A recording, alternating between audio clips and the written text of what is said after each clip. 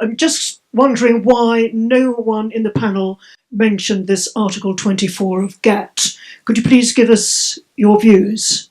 Well, I've said I'm not an expert in trade, but the one thing I have mentioned, and didn't mention it today, but I mentioned it in Parliament yesterday, was, it is not a no deal, Prime Minister. It is a WTO deal. We can invoke Article 24, and then we have that period of time while we're negotiating to have no tariffs.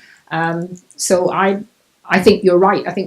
I just wish some of the media would pick that up a bit more about Article 24 and explain just how it can work. You're absolutely right that the Article 24 does allow a bilateral, temporary, basic trade agreement to be made in goods in order to avoid tariffs.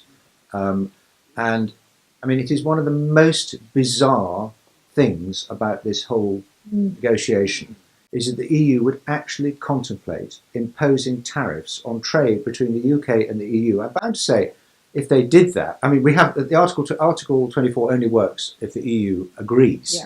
Yeah. They have to come to the party. But I mean, we are in a curious situation where we have a net contribution. We'll make a net contribution of 10 billion a year to save paying 5.3 billion on the exports we send to the EU.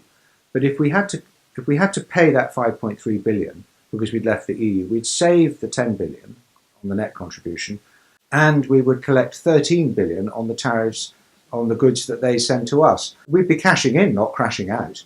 Yeah.